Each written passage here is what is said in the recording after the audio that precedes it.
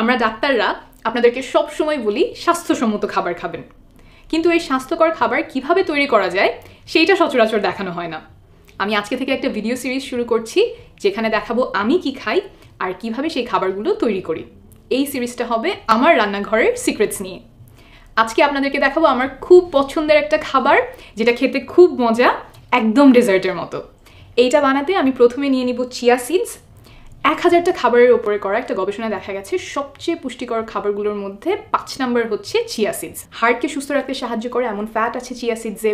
আমি এখানে দুজনের জন্য বানাচ্ছি, তাই 2 টেবিল চামচ চিয়া সিডস নিয়ে নিচ্ছি।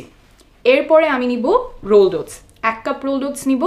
এতে ফাইবার আছে যা আমাদের হজমে সাহায্য করে, কোষ্ঠকাঠিন্য রোধ করে এবং হার্টের স্বাস্থ্য ভালো রাখতে সাহায্য করতে পারে। আমি কেনার সময় রোলড ওটস দেখে কিনি, ইনস্ট্যান্ট বা কুইক ওটস কিনি না, কারণ সেগুলো রোলড ওটসের চেয়ে আরেকটু বেশি প্রসেস থাকে এবং খুব দ্রুত সুগারের মাত্রা বাড়িয়ে দেয়। এরপর এখানে দিয়ে দিচ্ছি আধা কাপ টক দই।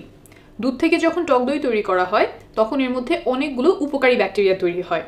সেগুলো আমরা যখন খাই সেটা আমাদের পেটের স্বাস্থ্য ভালো রাখে, আমাদের রোগ প্রতিরোধ ক্ষমতায় সাহায্য করে, শরীরে ভিটামিন তৈরি সহ অনেকগুলো গুরুত্বপূর্ণ কাজ করে।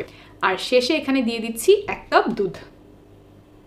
আপনারা চাইলে এখানে একটু মধু যোগ করে দিতে পারেন, ফলে খাবারটা খেতে মিষ্টি লাগে, অনেকেরই খেতে একটু ভালো লাগে। তবে মধু ছাড়া খাওয়াটাই বেশি স্বাস্থ্যকর। আমি মধু দিই না, পরে ফলমূল যোগ করলে খেতে ভালোই মিষ্টি হয়, মজা লাগে। মিষ্টি করার জন্য মধুর বদলে আপনারা খেজুরও দিতে পারেন। আমি এখন এটা মাখিয়ে নিচ্ছি, তারপর ঢেকে ফ্রিজে রেখে দিব। এতে চিয়া সিডসগুলো ফুলে উঠবে, ওটসগুলো একটু মাখা মাখা হবে। আপনাদের দেখানোর সুবিধার জন্য একটা পাত্র আমি আগে থেকেই তৈরি করে ফ্রিজে রেখে দিয়েছিলাম।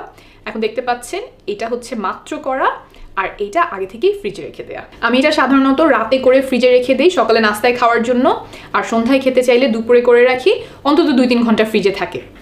এখন আমি এই মিক্সটা বাটিতে নিয়ে নিচ্ছি। আমি এখানে 2টা বাটি 2 ভাবে করে দেখাচ্ছি। আমার এখানে বিভিন্ন প্রকারের বেরিজ পাওয়া যায়, তো আমি এখানে প্রথমে ব্লুবেরিজ দিয়ে দিচ্ছি, তারপর একটু রাসবেরি দিচ্ছি, এগুলোতে ফাইবার অনেক বেশি থাকে। তারপর একটু বেদানা বা আনার দিয়ে দিচ্ছি, এটা খেতে খুব ভালো লাগে, একটা চুই টেক্সচার আনে। আর তারপরে উপরে দিয়ে দিচ্ছি কিছু আমন্ড ফ্লেক্স বা কাঠবাদামের কুচি। সেই যে 1000টা খাবার নিয়ে গবেষণার কথা বলেছিলাম, সেখানে সবচেয়ে পুষ্টিকর খাবার হিসেবে এসেছিল আমন্ড বা কাঠবাদাম। এরপর পরেরটাতে চলে আসি। পরেরটাতে আমি একটু আপেল কুচি, কলা কেটে রেখেছি, প্রথমে একটু আপেল কুচি দিয়ে দিচ্ছি, তারপর দিচ্ছি কলা, এরপরে দিচ্ছি আঙুর, সেটা একটু টুকরো টুকরো করে কেটে রেখেছিলাম, সেগুলো দিয়ে দিচ্ছি। তারপরে একটু মিষ্টি করার জন্য কিছু কিশমিশ দিয়ে দিচ্ছি। আমি এখানে 2 ভাবে করে দেখালাম, এটা আরও অনেকভাবে করা যায়।